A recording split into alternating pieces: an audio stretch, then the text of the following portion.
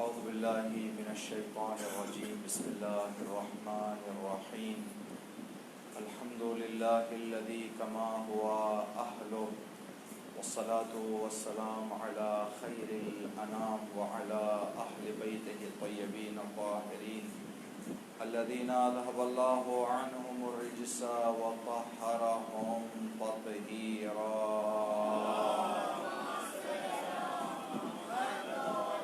واللعنة على أعدائهم أجمعين. السلام عليك يا أبا عبد الله وعلى الأرواح التي حلت بفنائك. عليك مني سلام الله أبدا ما بقيت وبقي الليل والنهار ولا جعله الله آخر الأحد مني لزيارتكم. السلام على الحسين وعلى علي بن الحسين وعلى أولاد الحسين وعلى أصحاب الحسين. أما بعد، قال مولانا علي بن الحسين عليه السلام: إن لعمي العباس درجة عند الله يخبطه عليها جميع الشهداء إلى يوم القيامة. صدق مولانا السجاد علیہ السلام. اس مجلس کی قبولیت کے لیے ان ایام اعظام میں جو بھی ہم نے مجالس منعقد کی ہیں ان تمام مجالس عزاداری سوگواری کی قبولیت کے لیے زندگی کی ابتدا سے لے کر اس مجلس تک جو بھی اہل بیت کی محبت میں، اہل بیت کی یاد میں، اہل بیت کے پیار میں، اہل بیت کی مودت میں ہم نے عمل انجام دیا ہے، تمام اعمال کی قبولیت کے لیے اور مجلسوں میں، محفلوں میں، نمازوں میں، عبادتوں میں شرکت کرنے کی توفیق جو اللہ نے اس لمحے تک ہمیں عنایت کی ہے، یہ توفیق ہمارے زندگیوں میں آخری سانس تک اور ہمارے بچوں میں، ہمارے نسلوں میں، کائنات کے آخری لمحے تک باقی رہنے کے لیے، زمانے کے انحرافات سے ہمارے اور ہمارے بچوں کی حفاظت کے لیے، ہم سب کی عاقبت بخیری کے لیے صلوات پڑھے محمد و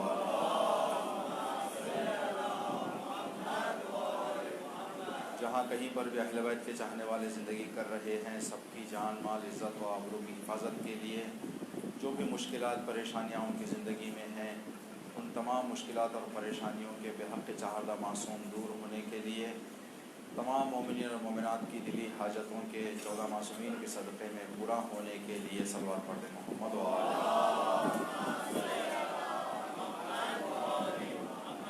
دنیا کی تمام مشکلات کا، مکمل پریشانیوں کا ایک ہی راہ حل ہے، وہ ہے اللہ کے ولی فرزند زہرا وارث حسین کا ظہور، امام کی سلامتی اور امام کے جلد ظہور کے لیے صلوات پڑھتے محمد و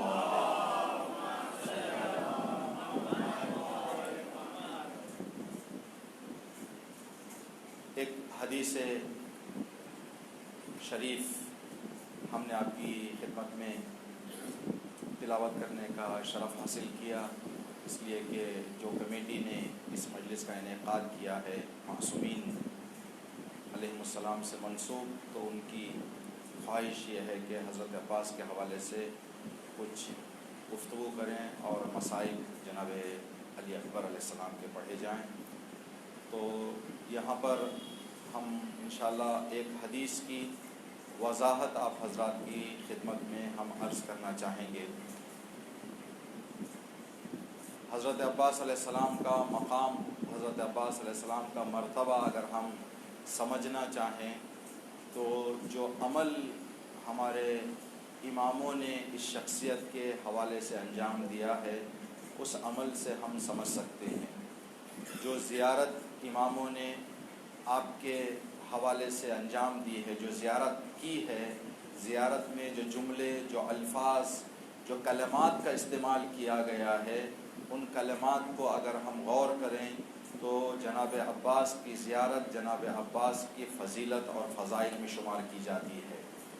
ایک امام معصوم ایک ذات کو یہ کہہ کر سلام کرے: السلام علیک ایھا العبد الصالح، اے نیک ذات تجھ پر میرا سلام، المطیع للہ ولرسولہ، اے سراپا اللہ اور اس کے رسول کی اطاعت میں زندگی بسر کرنے والے، لعن اللہ قاتلی کا یا قاتل کا من الاولین والآخرین، جس نے آپ کو قتل کیا خدا اس پر لعنت کرے، چاہے وہ گزشتہ زمانے کا ہو چاہے آنے والے زمانے کا ہو۔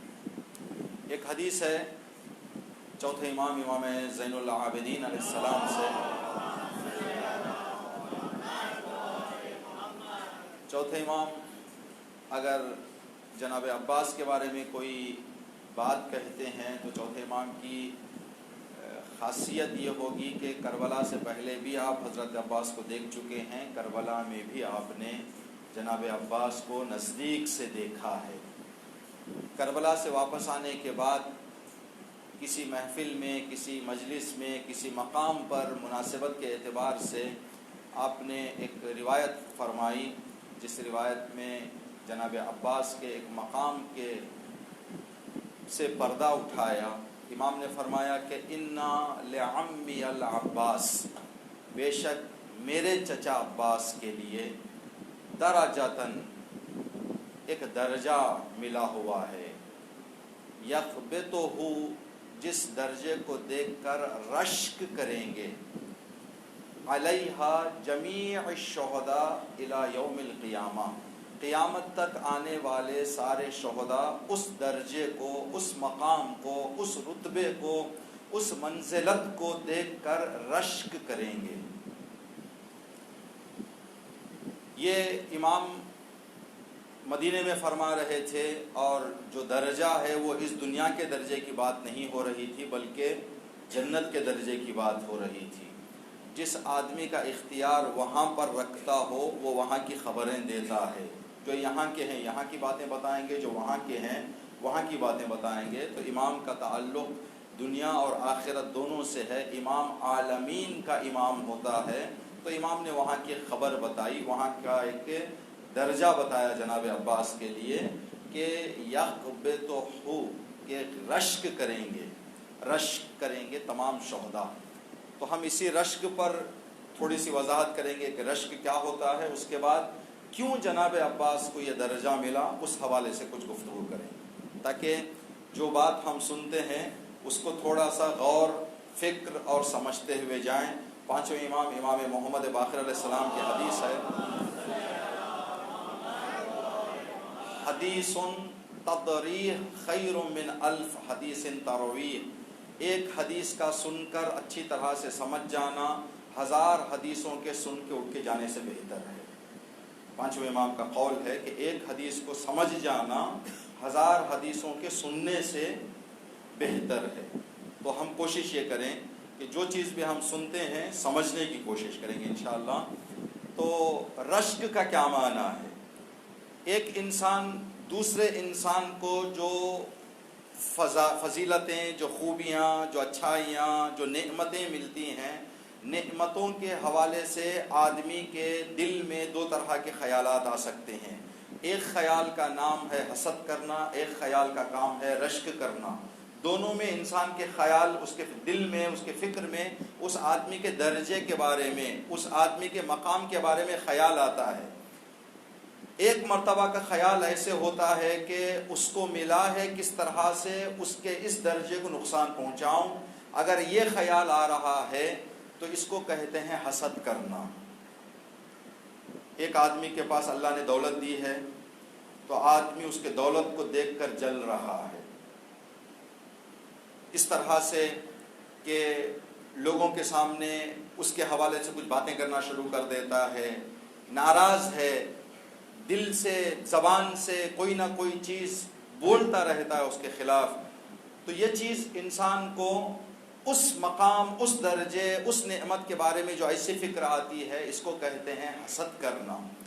اب یہ حسد کرنا قرآن کریم کے اعتبار سے دنیا میں جتنے انسان ہیں سب کے پاس حسد ہے، سب کے پاس حسد ہے۔ حسد کا دل میں ہونا ڈینجر نہیں ہے، خطرہ نہیں ہے۔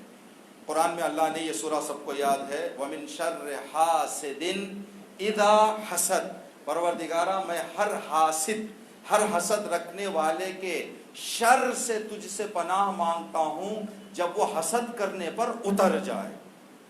تو آدمی حسد کرے، حسد کرنے پر نہ اترے تو خطرہ نہیں ہے، لیکن اگر حسد کرنے والا حسد پر اتر جائے تو پھر یہ ایسی چیز ہے جس سے آگے والے کو بھی تکلیف ہوتی ہے، خود حسد کرنے والے کو بھی تکلیف ہوتی ہے۔ اماموں نے فرمایا ہے کہ حسد کرنا ایک ایسی بلا ہے جس میں خود حسد کرنے والا زیادہ جلتا ہے، جس کے بارے میں حسد کیا جا رہا ہے اس کو زیادہ نقصان نہیں ہوتا۔ کیوں؟ مثال کے طور پر اگر ایک بچہ ایگزام میں اچھے نمبرز لے کے آ گیا، اس بچے کے حوالے سے اگر پوری ایک فیملی، کوئی ایک آدمی حسد کر رہا ہو کہ کیوں نہ اس نے اتنے نمبر لے لیے، کیوں اس نے اتنے نمبر لے لیے، وہ جو بچہ گھر میں بیٹھا ہوا ہے جس نے کامیابی حاصل کی، اس کو خبر ہی نہیں ہے کہ یہ حسد کر رہے ہیں، وہ اپنے بستر پر آرام سے سو رہا ہے۔ اگر کسی کی نیند حرام ہو رہی ہے تو یہی صاحب ہے جو حسد کر رہے ہیں، رات میں نیند نہیں آتی۔ تو اس لیے کہتے ہیں کہ حسد ایک ایسی بیماری ہے، اس کی مثال دی گئی، بہت پیاری مثال دی گئی ہے۔ حسد ایک ایسی اس طرح سے ہے جیسے آدمی زہر کھا کر آگے والے کے مرنے کی امید رکھ کے بیٹھ جائے۔ جو حسد، جو زہر کھا رہا ہے، زہر کھا کے یہ اس کے دل میں ارمان ہے، امید ہے کہ آگے والا مر جائے، یہ کبھی ہونے والا نہیں ہے۔ جو حسد کر رہا ہے، جو زہر کھا رہا ہے، بربادی اسی کو آئے گی، آگے والے کو آنے والی نہیں ہے۔ تو حسد یہ چیز ہے کہ آدمی آگے والے کی نعمت کو دیکھ کر جلنا شروع کر دے، پریشان ہونا شروع کر دے، تو اس کو کہتے ہیں حسد۔ تو حسد کرنے والے تو جنت میں نہیں جائیں گے، حسد ایک بری بات ہے، جنت میں حسد کرنے والے نہیں جائیں گے۔ تو امام فرما رہے ہیں کہ جنت میں رشک کرنے والے ہوں گے، حسد کرنے والے نہیں ہوں گے۔ تو ہم کو اگر کسی کی نعمت دیکھیں تو رشک کرنا سیکھنا چاہیے، کبھی بھی بھول کر حسد نہیں کرنا چاہیے، اس لیے کہ رشک ایک اچھی بات ہے، رشک کرنے والے جنت میں جائیں گے۔ سارے شہداء حضرت عباس کے درجے کو دیکھ کر رشک کریں گے، قیامت تک آنے والے شہداء رشک کریں گے، لیکن کوئی جنت میں حسد نہیں کرے گا۔ رشک کیا ہے؟ رشک یہ ہے کہ انسان کسی کی نعمت کو دیکھے، اللہ کی بارگاہ میں دعا کرے، اے اس کو عطا کرنے والے مجھے بھی عطا کر دے۔ اس کو کہتے ہیں رشک، کہ آدمی کسی کی نعمت کو دیکھ کر نہ جلے، بلکہ اس کی نعمت کو باقی رکھنے کی دعا کرتے ہوئے اللہ سے دعا کرے کہ اے اس کو عطا کرنے والے مجھ کو بھی عطا کر دے، اے اس کو دینے والے مجھے بھی دے دے، اے اسے نوازنے والے مجھے بھی نواز دے۔ آدمی یہ دعا کرے گا، یہ خیال کرے گا، تو دوسرے کی نعمت کے بارے میں ایسے خیال رکھنے کو کہتے ہیں رشک کرنا، جو اچھی چیز ہے۔ انسان آگے والے کو نقصان بھی نہیں پہنچا رہا ہے اور خود کو بھی یہ دعا کر رہا ہے کہ ہمیں اللہ ہم کو بھی اس مقام تک پہنچا دیں۔ رشک کا معنی آپ کو پتا چلا۔ تو ہم کو چاہیے کہ کسی کی نعمت کو دیکھ کر، کسی کا اچھا گھر دیکھ لیا ہم نے تو جاتے جاتے کہیں پروردگار سارے دنیا کے مومنین کو بھی نصیب فرما، مجھے بھی عطا فرما۔ اگر کسی بھی چیز کو ہم دیکھیں تو یہ جملہ ہماری زبان پر آئے تو ایک اچھی چیز ہے جو جنت میں لے کے جائے گی۔ رشک کرنے والے جنت میں رہیں گے۔ تو جناب امام فرماتے ہیں چوتھے امام کے جناب عباس کو ایک ایسا مقام ملا ہے جس مقام کو دیکھ کر سارے شہداء رشک کریں گے، رشک کریں گے، کاش ہم کو بھی یہ درجہ اللہ نصیب کر دیتا، ہمیں بھی یہ درجہ اگر مل جاتا تو کتنا بہتر ہوتا، یہ رشک کریں گے۔ لیکن جب آدمی رشک کرتا ہے، ہو سکتا ہے وہاں کو پہنچے، ہو سکتا ہے وہاں نہ پہنچے، تو جنت میں جو آدمی رشک کر رہے ہیں اس درجے کو دیکھ کر رشک تو کریں گے، لیکن وہ درجہ ملنے والا نہیں ہے۔ وہ درجہ اس لیے کہ امام نے فرمایا کہ سارے شہداء رشک کریں گے۔ جب سب رشک کر رہے ہیں تو ایک منفرد، ایک الگ درجہ ہونا چاہیے جس کی وجہ سے رشک کریں۔ تو اب ہم یہاں سے ایک سوال آپ کی خدمت میں عرض کریں گے کہ جناب عباس علیہ السلام کی شہادت کیسے ہوئی؟ 2 ہاتھ آپ کے کٹ گئے۔ اگر 2 ہاتھ کٹنے کی وجہ سے وہ درجہ ملا ہے جس کو دیکھ کر سارے شہداء رشک کریں گے، تو دوسرے بھی ایسے شہداء تاریخ میں ملتے ہیں جن کے 2 ہاتھ کٹے ہوئے ہیں، جیسے جناب جعفر طیار ہیں جن کے دونوں ہاتھ کٹ گئے۔ خود کربلا میں جناب عباس کے علاوہ بھی 1-2 شہداء ایسے ہیں جن کے ہاتھ کٹے ہیں کربلا میں، لیکن ان کا زیادہ تذکرہ نہیں ہوتا ہے۔ تو اگر ہاتھ کٹنے کی وجہ سے درجہ ملا ہے تو پھر حضرت عباس کے علاوہ ان کو بھی ملنا چاہیے تھا۔ تو یہ بھی رشک کریں گے اس مقام کو دیکھ کر، جعفر طیار بھی اس مقام کو دیکھ کر رشک کریں گے۔ تو پھر جناب عباس کی شہادت میں وہ کیا راز ہے جس کی وجہ سے وہ درجہ آپ کو ملا ہے؟ اس راز کی طرف انشاءاللہ آپ کی خدمت میں کچھ باتیں عرض کریں گے، اشارے کریں گے۔ دیکھیں، رسول مکرم اسلام جب اس دنیا میں آئے اور آپ نے اپنے دین کو پہنچایا، تو رسول جب جا رہے تھے اس دنیا سے تو اللہ نے ایک آیت نازل کی غدیر کے میدان میں، الیوم اکملت لکم دینکم، آج میں نے انسانوں کے لیے انسانوں کے دین کو کامل کر دیا ہے۔ اب کون سا دین اللہ نے کامل کیا ہے؟ دوسری آیتوں میں اللہ نے فرمایا ان الدین عند اللہ الاسلام، اگر اللہ کے سامنے کوئی دین فضیلت اور درجہ رکھتا ہے تو اسلام ہے۔ ایک اور آیت میں فرمایا وَمَن يَبْتَغِ غَيْرَ الْإِسْلَامِ دِينًا، اگر رسول کے آنے اور اسلام کے پہنچنے کے بعد بھی اگر کوئی انسان دوسرے دینوں پر باقی رہے اور وہ دین لے کر مجھ تک آئے تو میں ان دینوں کو قبول کرنے والا نہیں ہوں۔ میں چاہتا ہوں کہ اسلام کے آنے کے بعد ہر کوئی اسلام لے کر آئے۔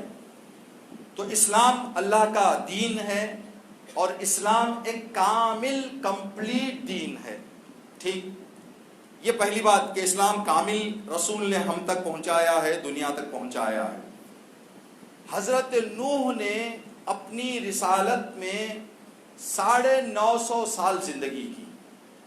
950 سال نبوت کرنے کے بعد جب اس دنیا سے گئے تو جو دین آپ نے پہنچایا لوگوں کو، تو وہ جتنا پہنچنا تھا، جتنی ان کو ذمہ داری دی گئی تھی، اتنا انہوں نے پہنچا دیا۔ رسول کتنے سال لوگوں کو دین پہنچایا آپ نے؟ حضرت نوح کا دین ایک ٹیمپرری دین تھا کہ یہ دین چلتا رہے گا جب تک کہ حضرت ابراہیم کا دین نہیں آ جاتا۔ جیسے ہی حضرت ابراہیم کا دین آئے، حضرت نوح کا دین ایکسپائر، ختم ہو جائے گا۔ اب لوگوں کو چاہیے کہ حضرت ابراہیم کے دین کو مانیں، حضرت ابراہیم کے دین پر چلتے رہیں۔ حضرت ابراہیم کا دین وقت موقت، ٹیمپرری، کب تک؟ جب تک حضرت موسیٰ کا دین نہیں آ جاتا۔ حضرت موسیٰ کا دین ٹیمپرری، کب تک؟ جب تک حضرت عیسیٰ کا دین نہیں آ جاتا۔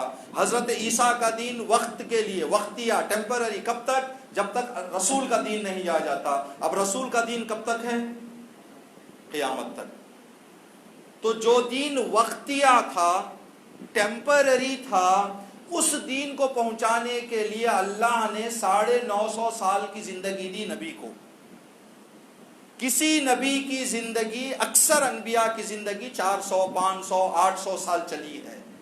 یہ 60، 70، 80 سال کی زندگی کسی نبی کو نہیں ملی جو گزشتہ انبیاء رہے ہیں۔ چند انبیاء ہیں جن کو کم زندگی ملی ہے، لیکن میجورٹی اور اکثریت انبیاء بہت لمبی لمبی زندگیاں کی ہیں۔ انہوں نے نہ صرف انبیاء لمبی زندگی کرتے تھے، بلکہ اس دور میں زندگی کرنے والے لوگوں کی زندگیاں بھی بہت لمبی لمبی ہوا کرتی تھی۔ 800 سال کی زندگی، 700 سال، یہاں تک کہ خود اسلام کے دور میں ملتا ہے کہ کچھ ایسے مسلمان زندہ رہے تھے اس دور میں جو 300، 350 سال، جیسے سلمان فارسی کے لیے کہا جاتا ہے جناب سلمان فارسی کی عمر 200 سے 300 سال کے بیچ میں یا اس سے آگے پیچھے ہے، اس لیے کہ جناب سلمان فارسی رسول کی ولادت سے پہلے سے لے کر اسلام کے بعد تک آپ زندہ رہے ہیں اس دنیا میں، تو بہت لمبا ان کا سفر رہا ہے، زندگی کا عمر رہی ہے۔ حضرت داؤد پیغمبر کے زمانے میں ایک ماں کا جوان بیٹا مر گیا تو وہ ماں رو رہی تھی، تو حضرت داؤد وہاں سے گزر رہے تھے، جتنا بھی ان لوگوں نے دلاسا دینا چاہا ماں سنبھل نہیں رہی تھی، بس ایک ہی جملہ اس کی زبان پر تھا کہ اے میرا جوان بیٹا، میں کیسے صبر کروں، میرا جوان بیٹا مر گیا، میرا جوان بیٹا مر گیا، میرا جوان بیٹا مر گیا۔ تو حضرت داؤد اندر تشریف لے گئے، کہا کہ اے محترمہ آپ کے بیٹے کی عمر کیا تھی؟ کہا صرف 300 سال، 300 سال کا جوان بیٹا میرا مر گیا۔ تو سمجھ لیں جس شہر میں، جس ملک میں، جس زمانے میں 300 سال 18 سال کے برابر ہوں، وہاں لوگوں کی عمریں کیا رہی ہوں گی؟ 900، 1000 سال۔ تو حضرت داؤد نے فرمایا اللہ کا شکر کرو کہ آپ کے بیٹے کو 300 سال زندگی مل گئی۔ ایک ایسا زمانہ آنے والا ہے جہاں 70 سال لوگ آنکھوں سے لگا کے رکھ لیں گے۔ 70 سال کسی کو مل جائے تو وہ 2 رکعت شکر کی نماز پڑھ لے، سکون راحت کے 70 سال مل جائیں تو۔ حضرت داؤد سے اس ماں نے فرمایا اچھا وہ بھی زمانہ آنے والا ہے؟ کہا ہاں وہ بھی زمانہ آنے والا ہے۔ تو کیا اس زمانے میں لوگ گھر بھی بنائیں گے؟ کہا بڑے بڑے بنگلے بنائیں گے. کہا مجھے تعجب ہو رہا ہے، ہم 1000 سال جھونپڑیوں میں گزار کے جا رہے ہیں، زندگی چھوٹی لگ رہی ہے، وہ 70 سال میں بڑے بڑے بنگلے بنا کر کیا کرنا چاہیں گے وہ؟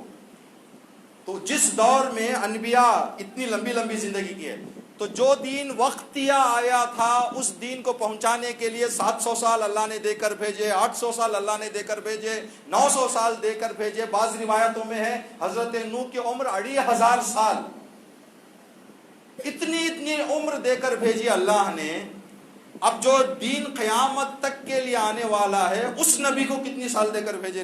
نبوت کے کتنے سال دے کر بھیجے؟ رسول نے کتنے سال نبوت کی؟ رسول کی نبوت 23 ایئرس. جو دین قیامت تک کے لیے ہے اس کو 23 سال. جو دین ٹیمپرری تھا اس کو 900 سال، 950 سال، 1000 سال. یا اللہ اس دین کو بھی تو کم از کم رسول کو دے دیتا ایک 400-500 سال کی زندگی، 800 سال کی زندگی، تاکہ لوگوں کو سمجھا کے جاتے. اب اللہ سوال کرے گا کہ دین تمہارے تک پورا پہنچا یا نہیں؟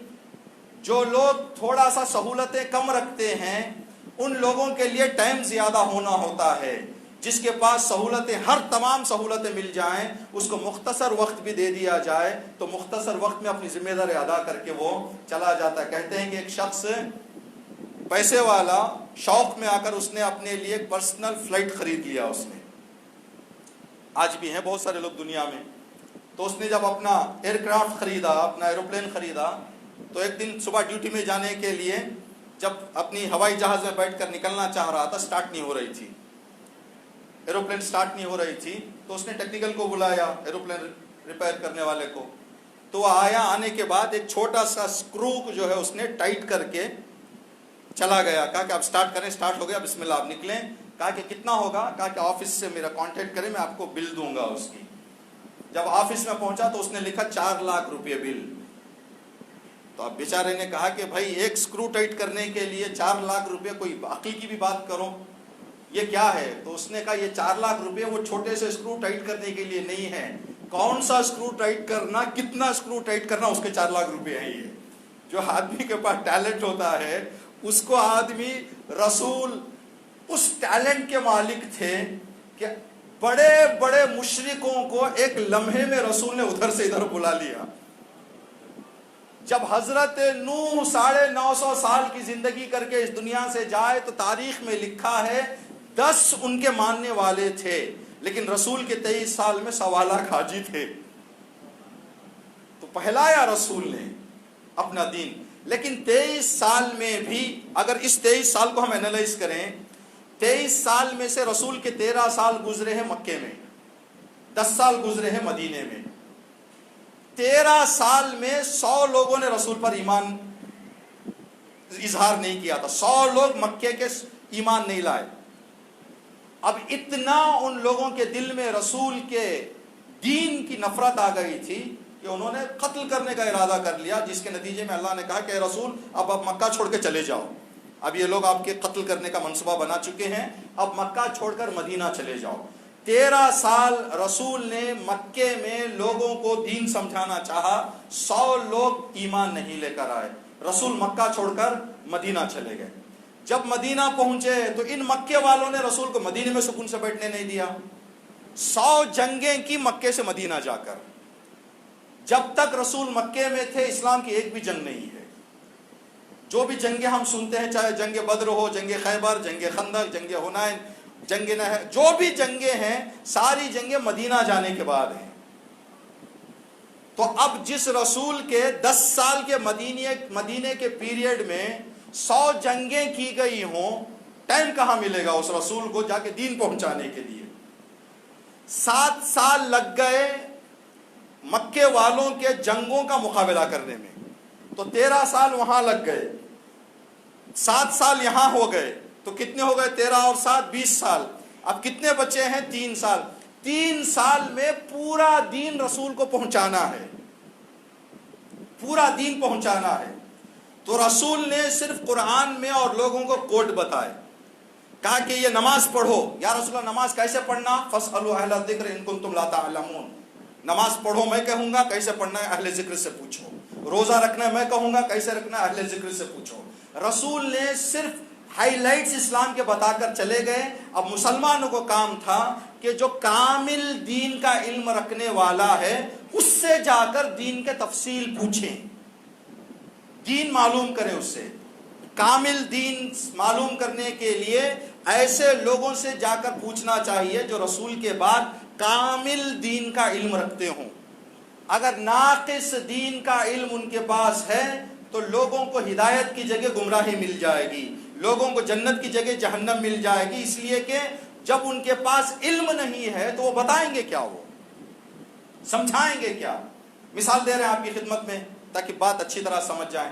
ہم جس عزاخانے میں بیٹھے ہوئے ہیں مدرسہ جناب ابو طالب کے نام سے منسوب ہے, تو اس مدرسے میں ہم یہاں پر آئے ہیں, شاید اس سے پہلے مجلس میں شرکت کرنے کے لیے, مجلس پڑھنے کے لیے ایک مرتبہ یہاں پر آئے ہیں.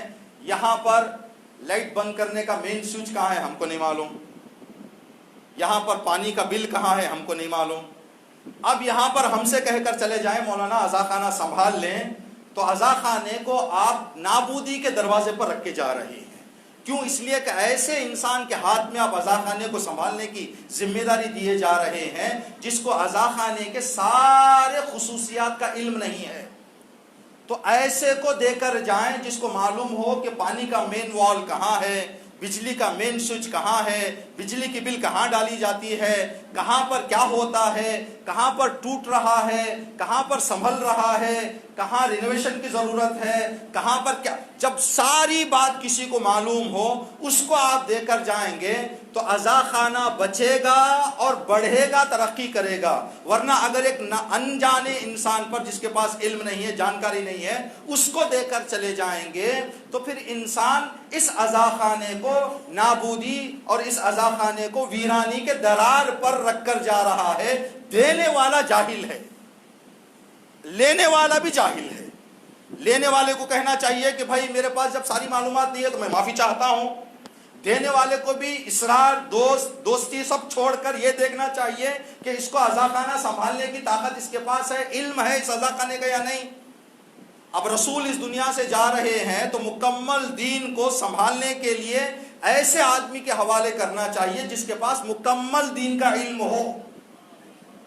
اگر نامکمل انسان کے ہاتھ میں دے کر جائے تو نعوذ باللہ یہ رسول کے جہالت کی نشانی. ہم استغفر اللہ نہیں کہہ سکتے. اب جس آدمی کو دے رہے ہیں رسول وہ بھی لے تو وہ بھی جاہل, جب اس کو معلوم ہے کہ میں نہیں سنبھال سکتا.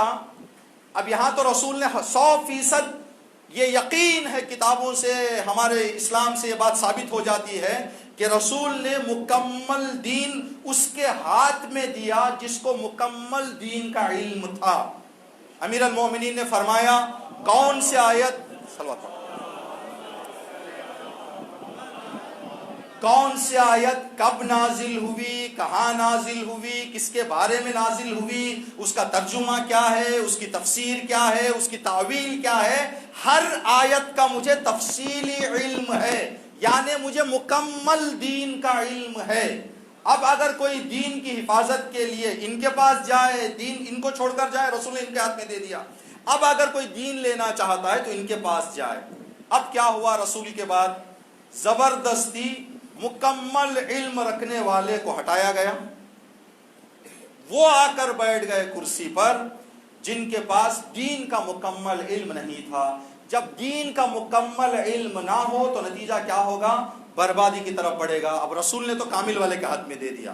کامل والے نے بھی آ کے اپنی جتنی کوشش کرنی چاہیے تھی, لوگوں کے گھروں کو گئے, دروازوں کو گئے, کٹکھٹائے, بلائے, جب لوگوں نے ساتھ نہیں دیا تو خاموشی اختیار کی. کہا کہ جب لوگ مشکل میں آئیں گے وہاں جواب نہیں ملے گا تو یہاں تو آئیں گے, وہ یہاں تو آنا ہی ہے ان کو.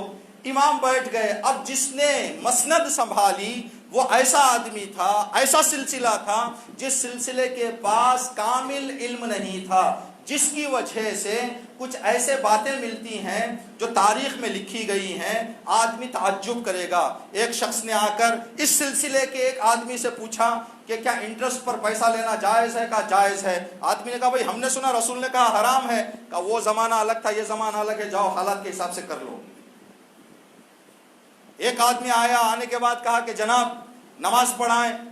صبح کی نماز 4 رکعت پڑھا دی, پیچھے سے آ کے اشارہ کیا جناب 2 رکعت رسول نے سکھائی ہے، 4 پڑھا دے گا، موڈ اچھا ہے اگر کہو تو اور 2 پڑھا دوں،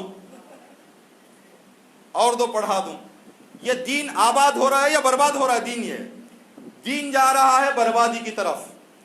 اب نہ صرف یہاں پر مسلمان جو تھے وہ الٹے اعمال انجام دے کر برباد ہو رہے تھے، جو مسلمان ہونے والے تھے ان کے لیے خطرہ آ گیا۔ اب 3 سال میں رسول کا اسلام مکے، مدینے، یمن اور 4-5 ملکوں کے علاوہ باہر نہیں پہنچا تھا۔ مسیحی جو حضرت عیسیٰ کے صحیح ماننے والے تھے وہ انجیل پڑھ کر جس طرح سے آج ہم یا صاحب الزمان عجل علی ظہور کہہ رہے ہیں، تو وہ انتظار کر رہے تھے کہ یا اللہ آخری نبی کو بھیج دے جس کی بشارت ہمارے رسول نے انجیل میں دی ہے۔ اور انجیل میں ایک آیت ہے یاتی من بعدی اسمہ احمد، اے میرے ماننے والوں مجھے مانتے رہو اس وقت تک جب تک ایک نبی نہ آ جائے جس کا نام احمد ہوگا۔ اگر احمد آ جائے تو مجھے چھوڑ دو، اس کے پیچھے لگ جاؤ، اس کی اطاعت میں لگ جاؤ۔ تو مسیحی انتظار کر رہے تھے کہ یا اللہ آخری نبی کا ظہور فرما، آخری نبی کو جلدی بھیج دے، تو وہ انتظار کر رہے تھے۔ اب ان کو ہلکی ہلکی خبر ملنے لگی کہ جس کا تم انتظار کر رہے ہو وہ آ بھی گئے، چلے بھی گئے۔ جب ان کو پتا چلا تو انجیل کے حساب سے، تورات کے حساب سے، زبور کے حساب سے وہ جاتے تھے، نشانیاں بتا کر گئے تھے۔ اس لیے کہ صرف کہہ دیں احمد آنے والے ہیں رسول، نشانیاں نہ بتائیں تو ہر احمد کو سمجھ لیں گے کہ شاید یہی نبی ہے، ہر احمد کو سمجھ جائیں گے۔ حضرت موسیٰ کے زمانے میں 50 لوگوں نے کہا تھا کہ ہم موسیٰ ہیں۔ لوگوں کو کنفیوز ہو گیا کہ بھئی یہ بھی کہہ رہا موسیٰ ہوں، یہ بھی کہہ رہا موسیٰ ہوں، یہ بھی کہہ رہا موسیٰ ہوں، کون ہے؟ تو پھر لوگوں کو پتا چلا جو موسیٰ فرعون کے دامن میں پلے وہ موسیٰ ہے، دشمن کی گود میں جو پلے وہ موسیٰ ہے۔ تو جو نازوں میں پل رہے تھے ان سے کہا کہ نکلو ادھر سے، تم تو نازوں میں پل رہے ہو، تم دشمن کے دربار، تو پہچان کے لیے نشانی بتانی چاہیے۔ تو یہ لوگ آئے۔ ایک واقعہ لکھا ہوا ہے کہ مدینے کے باہر سے ایک بہت بڑا کرسچن بزنس مین، دین کا پابند، اس لیے کہ جو دین کے پابند نہیں ہے وہ کہاں سے آئیں گے، وہ جو دین کے پابند ہے وہ انتظار کر رہے تھے۔ دین کا پابند، نماز روزے کا جو اس شریعت کے حساب سے تھی اس کا پابند آیا۔ اس نے کہا کہ جا رہا ہوں رسول کے بعد، رسول کے ہاتھ میں، رسول کے خلیفے کے ہاتھ میں، رسول کے جانشین کے ہاتھ میں جا کر بیعت کروں گا، کلمہ پڑھوں گا، میرا حساب کتاب ہے خمس کا۔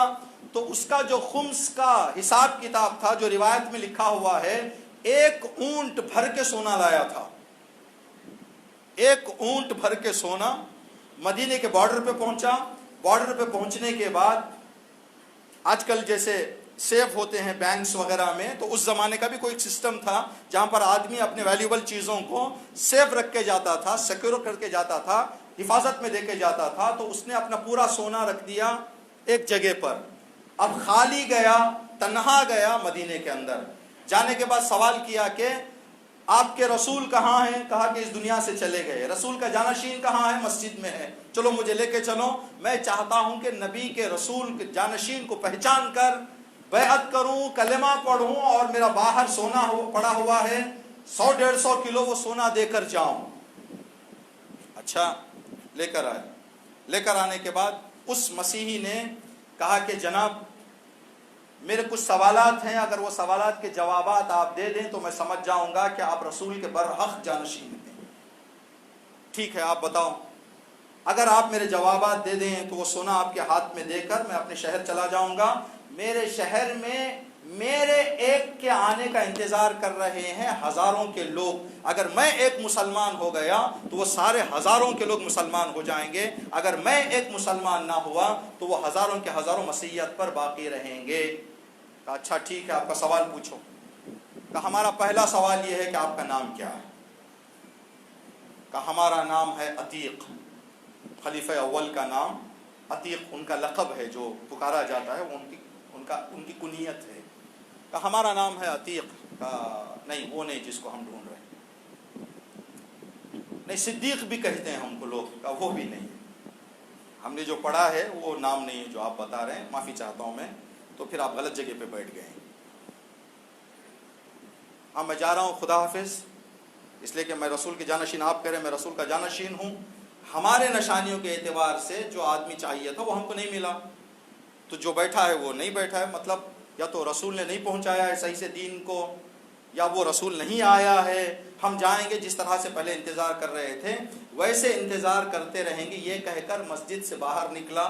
جناب سلمان فارسی دوڑ کر گئے مولا کی خدمت میں، یا علی ایک قوم دین سے دور ہو رہی ہے، دین کی مشکل کو پہنچے، دین کی مشکل کشائی کریں، آئیں آپ۔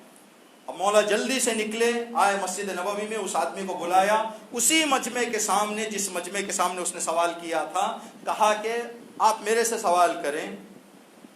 کہا کہ دیکھیں میں وضاحت نہیں کروں گا، میں آیا ہوں ایک باہر کے شہر سے، ہزاروں کے لوگ میرے ایمان پر، ایمان ان کا ڈیپینڈ ہے، اگر میں مسلمان ہو جاؤں وہ سارے مسلمان، اگر میں مسیح واپس جاؤں تو وہ سارے مسیحی رہیں گے۔ میں اپنے انجیل کے پڑھنے سمجھ کر انجیل کے حساب سے کچھ نشانیاں لے کر آیا ہوں، اگر وہ نشانیاں آپ میں مجھے مل جاتی ہیں تو میں آپ کے ہاتھ میں بیعت کر کے یہ سارا مال آپ کے ہاتھ میں دے کر اپنے شہر جا کر سب کو مسلمان کر دوں گا، ورنہ جاؤں گا میں جیسے جس دین پر ہوں اسی دین پر باقی رہوں گا۔ کہا ٹھیک ہے آپ کا سوال پوچھیں۔ کہا میں نے ان سے بھی سوال پوچھا، وہی سوالات آپ سے پوچھ رہا ہوں، آپ کا نام کیا ہے؟ جیسے ہی کہا آپ کا نام کیا ہے تو امام نے فرمایا میرا نام تورات میں ایلیا، انجیل میں ایلیا، ماں نے علی رکھا، بابا حیدر پکارتے ہیں۔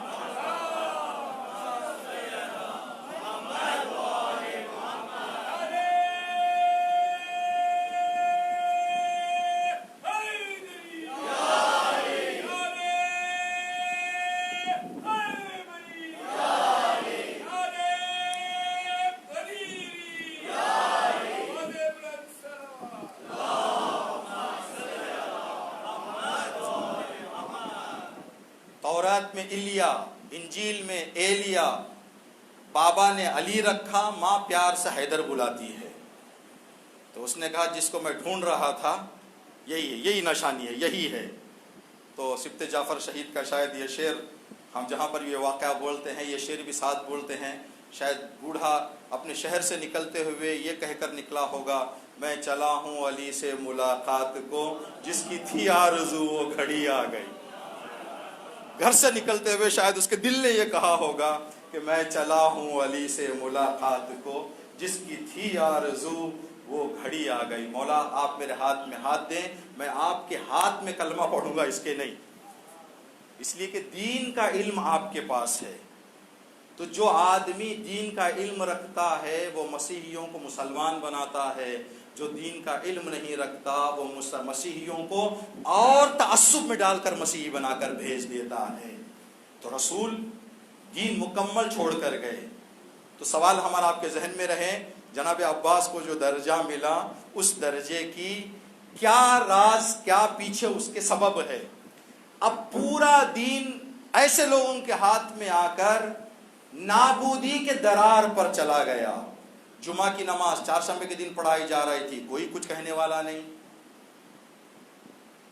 صبح کی 2 رکعت 4 رکعت پڑھائی جا رہی تھی، کوئی اعتراض کرنے والا نہیں۔ کھلے عام شراب، کھلے عام حرام۔ جب امام نے یہ دیکھا، امام نے دیکھا کہ جو دین کو پہنچانے کے لیے میرے نانا نے ساری محنت کر کے، رسول کی ایک حدیث ہے کہ حضرت نوح کو 950 سال میں جتنی تکلیفیں دی گئیں اس سے کئی زیادہ تکلیفیں میں نے 23 سال میں اٹھائی ہیں۔ ما آذا نبی مثل ما اوذیت، جیسے مجھے ستایا گیا ویسے کسی نبی کو نہیں ستایا گیا۔ مثال کیوں، کیسے ستایا گیا؟ ستانے کے بھی آدمی کے اس کے درجے کے اعتبار سے ستانا ایک ہی ہوتا ہے، تکلیف ایک ہی ہوتی ہے، لیکن آدمی کے درجے کے اعتبار سے اس کا وزن، اس کا یہ جو ہے شدت زیادہ بڑھ جاتی ہے۔ مثال کے طور پر اگر کوئی ایک آدمی کسی گھر کے بچے کے گال پہ مار دے تماچا، تو تماچا ہی ہے لیکن گھر والے برداشت کر لیں گے، لیکن اس گھر کے بڑے پر تماچا مار دے تو یہ تماچا دونوں ایک ہی ہیں، لیکن بڑے پر تماچا مارنا کیا کہاں اور اس پر تماچا مارنا کہاں۔ ہمارے ائمہ 12 امام تک یہی سوچ کر روتے تھے کہ ہماری جدہ کو کس طرح سے راستے میں تماچا مارا گیا۔ ہر امام جب یہ سوچ لیتے تھے تو روتے ہوئے اٹھ جاتے تھے کہ کہتے تھے یا جدہ، اس لیے کہ فاطمہ جیسی ذات پر دیکھیں تماچا بھی ہے، جناب سکینہ پر بھی تماچا تھا، جناب زہرا پر بھی تماچا تھا، یہاں بیویوں کے سامنے تماچا تھا، غربت میں تماچا تھا، اپنے وطن میں، اپنے شہر میں، اپنے لوگوں سے تماچوں کا لگنا، یہ ایسی مصیبت ہے جو مصیبت جناب زہرا نے فرمایا صبت علی مصائب لو انہا. تو وہاں پر بھی کربلا کا بھی تماچا ہے، مدینے کا تماچا، یہاں پرایوں نے مارا تھا، وہاں اپنوں نے مارا تھا، یہاں غربت میں مارا تھا، وہاں وطن میں، گھر میں، شہر میں. نعوذ باللہ استغفر اللہ. اگر یہاں کے بزرگ ذات شخص جس کا سب احترام کرتے ہیں، کوئی جوان جو اپنا پہچاننے والا ہو، یہی گلی میں ان پر تماچا مار دے تو ان کے گھر والوں پر کیا گزرے گی، ان کے دل پر کیا گزرے گی. تو جناب زہرا پر دیکھیں مصائب ایسے ہو. تو حضرت آدم جس معیار کے نبی، افضل الانبیاء کو لوگ آ کر کہتے ہیں پاگل ہیں، کچرا ڈالتے تھے. تو رسول کہتے تھے مجھ جیسے نبی پر یہ ستم، ما آذا نبی مثل ما اوذیت. تو امام نے فرمایا مکمل دین جو میرے نانا دے کر گئے، اس دین پر خطرہ آ گیا ہے. اب اس دین کو بچانے کے لیے میں جاؤں گا. جن شخصیتوں کو لے کر گئے ان میں سے ایک ہیں جناب عباس.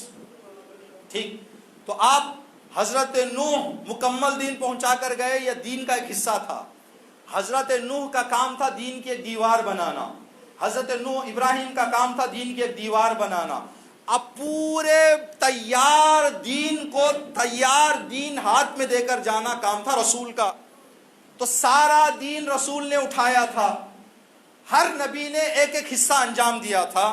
ایک نے چھت بنائی، ایک نے دیوار بنائی، ایک نے روف بنائی، الگ الگ ہر نبی نے ایک ایک حصہ انجام دیا. رسول نے آ کر اس کو پورا کرنے کے بعد جب رسول کے مکمل دین پر خطرہ آیا تو حضرت نوح کے لیے جان پیش کرنا، ایک حصے کے لیے جان پیش کرنا، حضرت ابراہیم پر جان قربان کرنا، ایک حصے کے لیے جان قربان کرنا، لیکن رسول کے لیے جان قربان کرنا پورے دین پر جان قربان کرنے کے برابر ہے، جس کا درجہ پھر ان شہداء کے درجے سے بہت زیادہ ہو جائے گا. اب اس دین کو بچانے کے لیے جب امام نکلے تو جناب عباس تھے. تو جناب عباس کے ساتھ جتنے کربلا کے لیے امام حسین کے ساتھ نکلے، ہر ایک کا کیا مقصد تھا؟ مکمل دین بچ جائے. اصغر کو لے جانے کا مقصد دین کی حفاظت، اکبر کے لے جانے کا مقصد دین کی حفاظت، قاسم کے لے جانے کا مقصد پورے دین کی حفاظت. تو ہر ایک پورے دین کی حفاظت کرنے کے لیے چلا تھا.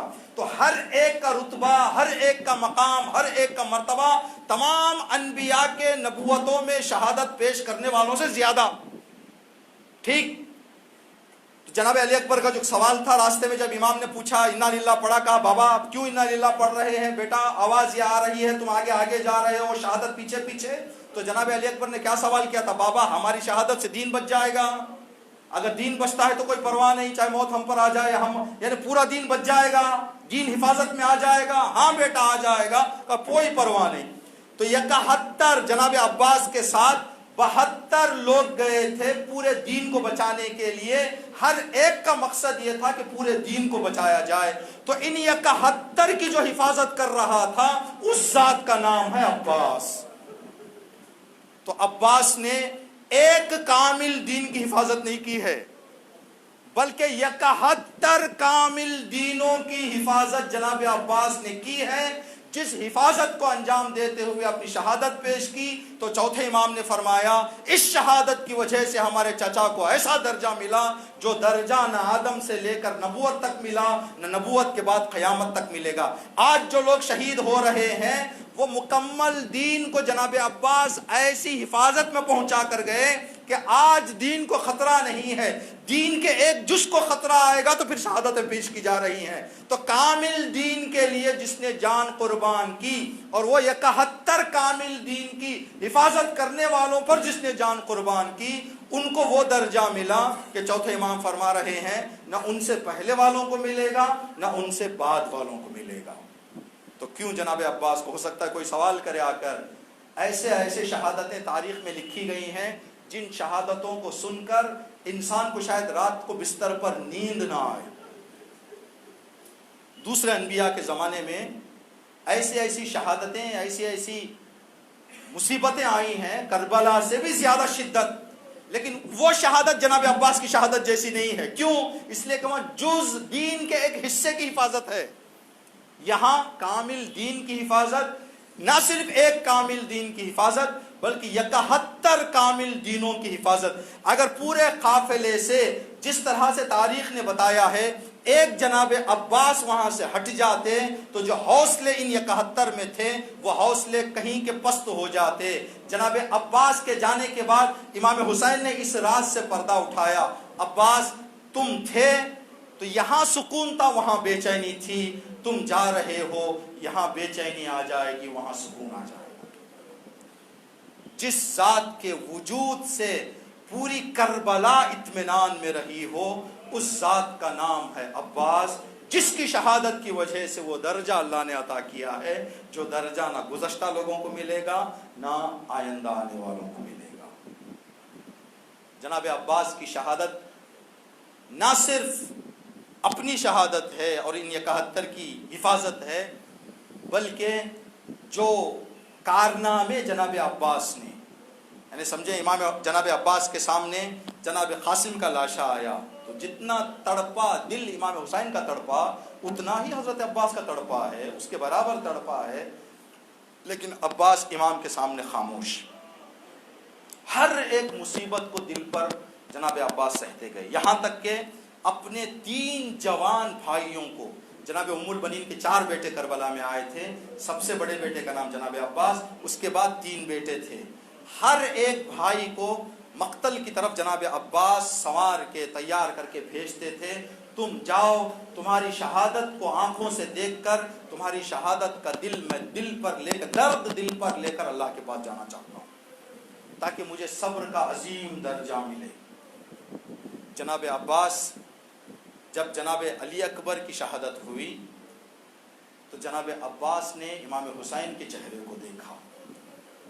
اللہ اکبر، کہ ایک باپ جوان بیٹے کی شہادت دیکھے اور کس طرح سے امام حسین صبر کر رہے ہیں. لیکن جناب امام حسین نے ایک نگاہ عباس پر بھی کی، کہا عباس تیرے ہوتے ہوئے میں صبر کر لوں گا، تو ہے. ابھی عباس زندہ ہے. حضرت ابراہیم پیغمبر نے اللہ سے دعا کی، پروردگار میرا کوئی وارث نہیں ہے، مجھے وارث عطا کر. تو اللہ نے حضرت اسماعیل کی شکل میں ایک بیٹا عنایت کیا. اس وقت حضرت ابراہیم کی عمر جو بتایا جاتا ہے 90 کے قریب آس پاس. اس 90 سالہ ضعیف کو جب اللہ نے اولاد عطا کی تو خود ان کی زوجہ نے تعجب کیا کہ ابراہیم کہاں ضعیفی میں کسی کو اولاد ملتی ہے. تو حضرت ابراہیم نے فرمایا کہ دینے والا اگر دینا چاہے تو یہ ہمارے اختیار میں کیا ہے، وہ کل مختار ہے. بیٹا ہو گیا. حضرت اسماعیل کی ولادت ہوئی. جب حضرت اسماعیل جوان ہو گئے تو اللہ نے یہ آیت نازل کی کہ ابراہیم اپنے جوان کا گلا کاٹو، اپنے جوان بیٹے کو میری محبت میں ذبح کرو. اللہ یہ امتحان لینا چاہ رہا تھا حضرت ابراہیم کا کہ اولاد کے ملنے کے بعد بھی میری محبت ابراہیم کے دل میں اسی حد کی ہے جو پہلے تھی. ابراہیم نے کہا یا اللہ دیا ہے تو نے، کہہ رہا ہے تو، سر تسلیم ہے میرا. گئے بیٹے کے سامنے، بیٹا اسماعیل مجھے ایسا حکم ہوا ہے. تو جناب اسماعیل نے کہا کہ بابا اگر اللہ کا حکم ہوا ہے تو میں تیار ہوں، بسم اللہ نکلیں. اپنی زوجہ کے قریب گئے، کہا کہ یہ حکم ہوا ہے، میں بھی تیار، میرا بیٹا بھی تیار. کہا جب 2 نبی تیار ہیں تو میں درمیان میں کیا کروں. کہا سوار ہو. جناب اسماعیل کو ان کی والدہ نے کنگھی کی، نئے کپڑے پہنائے، آنکھوں پہ سورما لگایا، عطر لگایا، قربانی کے لیے لے جا رہے ہیں، وہ بھی خدا کی راہ میں قربانی.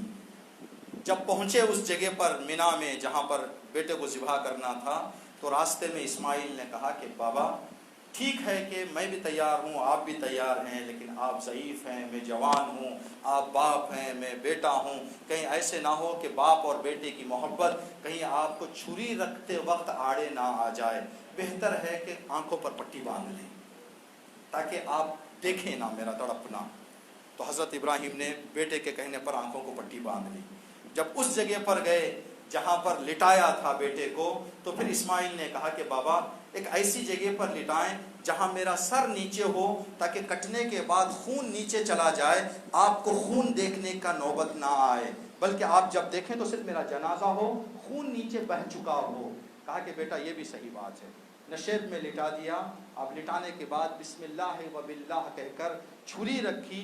जितना भी छुरी को हज़रत इब्राहीम घुमा रहे हैं, गला कटता नहीं है। इब्राहीम ने सोचा कि मैंने तो छुरी को बहुत तेज़ करके घर से निकला था, फिर पत्थर पर घिसा कि कहीं कुंद तो नहीं हो गई है, फिर जब गले पर रखा नहीं कटती, आजमाने के लिए लकड़ी पर मारा तो एक हल्के से इशारे से लकड़ी 2 टुकड़े हो गई। कहा नहीं भाई इसके अंदर तो तेज़ी है, फिर क्यों नहीं कटता। तो आवाज़ आई, इब्राहीम हमने तुम्हारी कुर्बानी कबूल कर ली, आँखों को खोलो। जब आँखों को खोला तो देखा सामने एक दुम्बा है, गूसबंद है, जो ज़िबा हुआ लेटा है। बेटा सलामती के साथ खड़ा हुआ है। बाप और बेटे दोनों अल्लाह का शुक्र करके इम्तिहान में कामयाब होकर निकले। जैसे ही घर आए, माँ ये सोच रही थी कि बाप आ जाएगा, इब्राहीम आ जाएंगे, लेकिन इस्माइल नहीं आएंगे। जब दोनों को आते हुए देखा, शुक्र के सजदे में सर रख दिया, परवरदिगार तेरा शुक्र है कि तूने मेरे बेटे को वापस लौटा दिया। जब बेटे को जिंदा देखा माँ ने, तो गले सीने से लगाकर बोसे देने लगी। बोसे देते देते निगाह गर्दन पर पड़ी, जहाँ पर खंजर का निशान था। कहा बेटा ये क्या निशान है। कहा अम्मा छुरी जो रखी गई थी उस छुरी का निशान है। कहते हैं कि इस निशान को देखने के बाद जनाब इस्माइल की माँ बीमार होकर 3 दिन में इस दुनिया से चली गई कि मेरे बेटे की गर्दन पर छुरी का निशान। अल्लाह अकबर। अब उम्मे लैला के दिल पर क्या गुजरी होगी जब अकबर के सर को नौ के नेज़ा पर देखा। अल्लाह खुदा को कोई गम ना दे सिवाय गम से खुदा के खुदा। जनाब अली अकबर के जवानी के सदक़े में हमारे वतन, हमारे कौम, हमारे मिल्लत के तमाम जवानों की जानों की और ईमानों की अल्लाह हिफाजत फरमाए इंशाअल्लाह। ये जवान बेटा बाप से रुखसत हो रहा है। बस एक बात आपकी खिदमत में अर्ज़ करेंगे, इंसान जब प्यासा हो जाता है तो डॉक्टर्स हजरात का ये कहना है जो इस फील्ड के हैं, कहते हैं कि इंसान की प्यास इंसान के बदन के 4 हिस्सों पर असर करती है। जब आदमी ज़्यादा प्यासा हो जाता है तो आंखों में जाले आ जाते हैं, नज़र नहीं आता। शिद्दत से प्यासा हो जाए आदमी तो ज़बान आंखों में नज़र नहीं आता, आंखों को नज़र नहीं आता। दूसरा उज़्व जहाँ पर प्यास का असर होता है, होंठ सूख जाते हैं। माह रमज़ान में हम रोज़े रखे हैं, देखा है हमने, इफ्तार जैसे जैसे करीब होते जाता है हमारे होंठ सूखते जाते हैं, जबकि हम 10-11 घंटे के प्यासे होते हैं। अब हुसैन 3 दिन का भूखा प्यासा, हुसैन के होंठों की क्या हालत हुई होगी। जब ये काफिला शाम पहुंचा है तो शाम पहुंचने के बाद बच्चों के चेहरों के होंठों को देखकर कूफे की औरतों ने पानी हाथों में लेकर आ गए थे कि ये बच्चे बहुत प्यासे हैं बच्चे। तीसरा जहाँ पर इंसान के बदन पर असर होता है वो इंसान की ज़बान है। ज़बान हाँ कांटे पड़ जाते हैं, इंसान सूख जाती है ज़बान। कांटे पड़ जाने का मतलब ये कि हमारे ज़बान की कैफियत अल्लाह ने खिलकत ऐसी की है, इसको पानी मिलता रहे तो ये साफ़ नज़र आती है। जब इसको पानी ना मिले, सूखी होकर इसके अंदर के जो दाने हैं वो दाने उभरने लगते हैं। जिस तरह से हमारी ज़बान पर जो दाने होते हैं वो दाने बाहर निकल जाते हैं। ये एक शिद्दत की प्यास होती है जब दाने बाहर निकल जाएं ज़बान के। चौथा, इंसान का कलेजा तकलीफ से फटने लगता है प्यास से। जनाब अली अकबर जब इमाम हुसैन के पास आए और आकर कहने लगे बाबा एक घूंट मुझे पानी मिल जाए, तो जनाब इमाम ने कुछ नहीं कहा, यह बताने के लिए कि बेटा तेरा बाबा कितना प्यासा है। कहा अकबर अपनी ज़बान मेरी ज़बान में तो रख दे। जनाब अली अकबर ने सिर्फ ज़बान मौला के मुंह में ज़बान पर रखकर फौरन खींच कर फरमाया बाबा अब मैं कभी पानी नहीं मांगूंगा, इसलिए कि आपकी ज़बान मेरी ज़बान से ज़्यादा खुश्क है। अब इमाम के दिल पर जो प्यास का असर हुआ था, शिम्र कहता है जब मैं सर काटने के लिए सीने पर बैठा मैंने देखा कि इमाम के होंठ हिल रहे हैं।